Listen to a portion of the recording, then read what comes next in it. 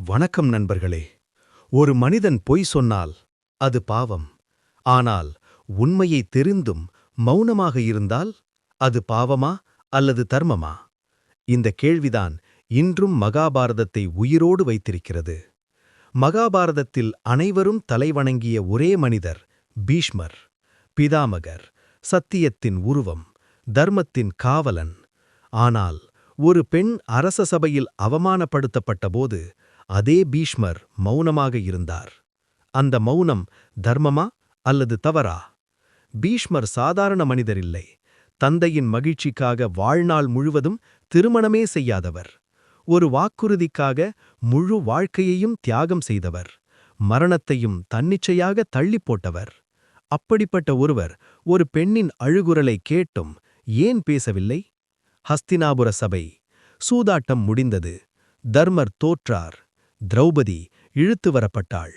அவள் கேள்வி கேட்கிறாள், என்னை இழக்க என் கணவனுக்கு உரிமை இருந்ததா? இது கோபமல்ல, இது தர்மத்தின் கேள்வி. அந்த சபையில் இருந்த அனைவருக்கும் உண்மை தெரியும். பீஷ்மருக்கும் தெரியும். ஆனால் அவர் சொல்வது, தர்மம் மிகச் சிக்கலானது, என்னால் தீர்ப்பு சொல்ல முடியவில்லை. இந்த இடத்தில்தான் ஒரு மிகப்பெரிய கேள்வி எழுகிறது. பீஷ்மர் பொய் சொன்னாரா? இல்லை.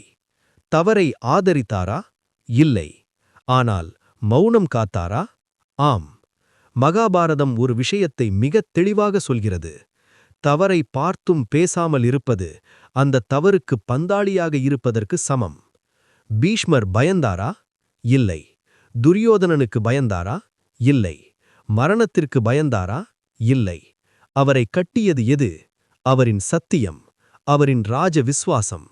அவருக்குள் நடந்த போராட்டம் இதுதான். நான் பேசினால் ராஜ தர்மம் உடையும். நான் பேசாவிட்டால் ஒரு பெண் அழிக்கப்படுவாள். இந்த இடத்தில் பீஷ்மர் தர்மமாக தோற்கவில்லை, மனிதனாக தோற்றார். அதே சபையில் ஒரு மனிதன் பேசினார், விதுரர். அவர் சொன்னார், இது அதர்மம். அவர் பதவியை நினைக்கவில்லை, அவர் பாதுகாப்பை நினைக்கவில்லை, அவர் மனிதநேயத்தை மட்டும் நினைத்தார். மகாபாரதம் யாரை உயர்த்துகிறது? விதுரரை. ஏனென்றால் தர்மம் என்பது பதவியல்ல, தர்மம் என்பது மனிதநேயம். கிருஷ்ணன் அந்த சபையில் இல்லை. ஆனால் பின்னர் அவர் சொன்ன வார்த்தை மிக முக்கியமானது.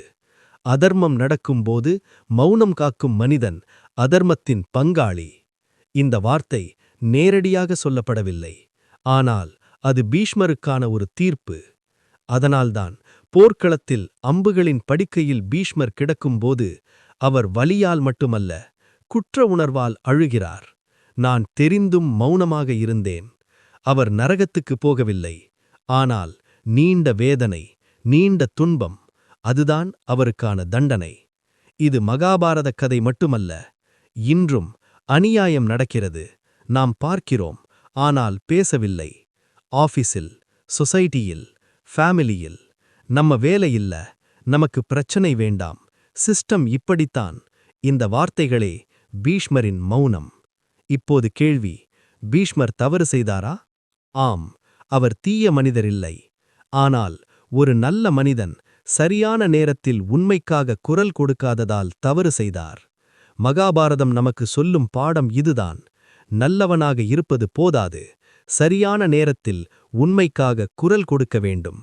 திரௌபதி கேட்ட அந்த கேள்வி இன்றும் நம்மை கேட்கிறது.